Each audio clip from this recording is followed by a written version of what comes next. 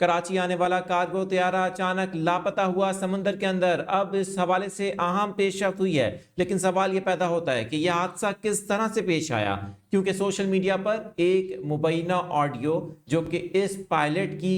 Controller, جو air traffic controller, اس کے ساتھ رابطے کی ہے، جس کے اندر کچھ گفتگو کی جا رہی ہے۔ ایئر ٹریفک کنٹرولر نے اس حوالے سے کیا بتایا ہے، آخری وقت میں کیا بات ہوئی، پائلٹ نے کیا پیغام پہنچایا تھا، اور اس طیارے سے متعلق ایک اہم بات بھی سامنے آئی ہے۔ تمام ڈیٹیلز آپ کے ساتھ شیئر کریں گے۔ میں ہوں عادل عزیز خانزادہ، آپ دیکھ رہے ہیں نیوز 24/7 اردو کی ڈیجیٹل ویڈیو۔ سب سے پہلے آپ کو بتائیں کہ 12 گھنٹے سے زائد جاری رہنے والا جو آپریشن تھا، اس کے بعد اس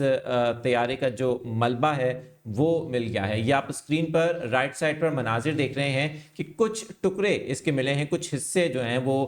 سمندر سے ملے ہیں۔ پاکستان میری ٹائم سیکیورٹی اور پاکستان نیوی کے ساتھ ساتھ پاک فضائیہ نے بھی مشترکہ طور پر 12 گھنٹے سے زائد یہ آپریشن جاری رکھا، جس کے بعد یہ کامیابی ملی۔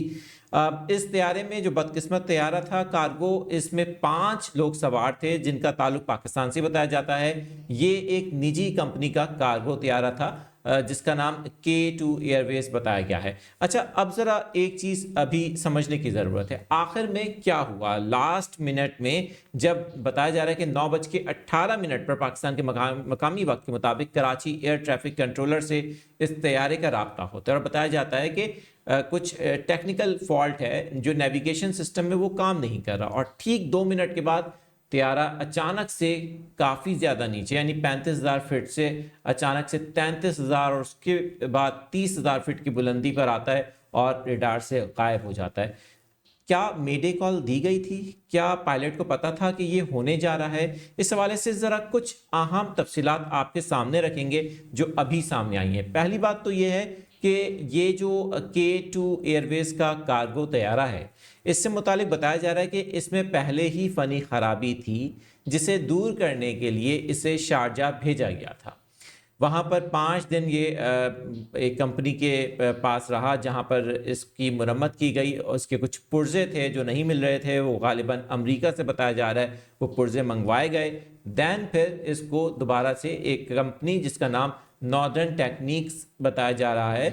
اس کی جانب سے اس کی مرمت کی گئی، اور پاکستان کے ایک سابق ہواباز مشیر ہواباز سے متعلق بتایا جا رہا ہے یہ ان کی کمپنی تھی۔ اچھا، اب ظاہر ہے کہ طیارے کو 5 دن رکھا، اس کے بعد اس کا جو ایک کچھ حصہ تھا، کچھ پارٹس تھے اس کے جو منگوائے گئے، اس کے بعد اس فالٹ کو دور کیا گیا۔ اس نے ایک ٹیسٹ جو سمجھ لیں کہ پرواز کی، جس کے اندر ایک فری فلائٹ جس کو کہا جاتا ہے، 5 لوگ تھے۔ طیارہ بظاہر ایک آزمائشی پرواز کر رہا تھا۔ جیسے ہی یہ ارمارا کے قریب آیا ہے، پاکستان کی حدود کے قریب آیا ہے، سمندری حدود میں آیا ہے، تو اس وقت اچانک سے بتایا جا رہا ہے کہ اس کو کچھ دشواری کا سامنا ہوا، جس کی وجہ سے اچانک سے اس نے اپنا رخ بھی تبدیل کیا، اور 1 سے 2 منٹ کے اندر یہ جو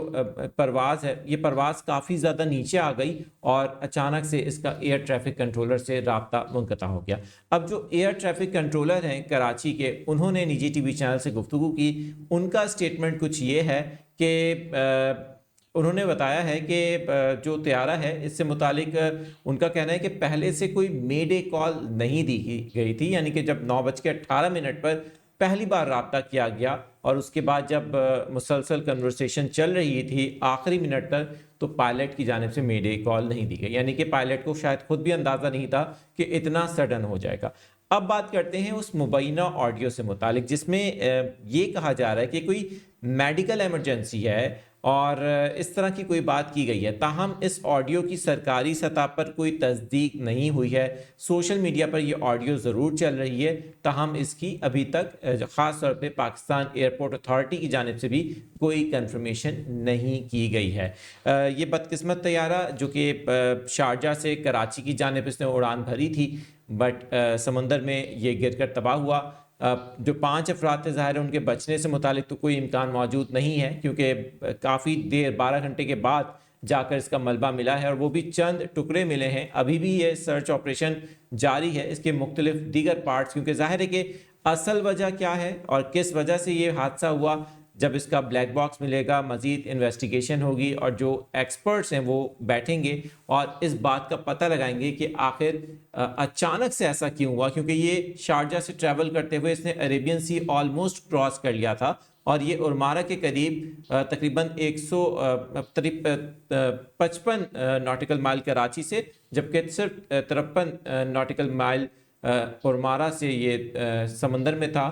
جنوب میں جب یہ حادثہ پیش آیا ہے۔ اب اس حادثے کی اصل وجہ سے متعلق تحقیقات ہوں گی تو شاید کوئی اصل بات کھل کر سامنے آ سکے۔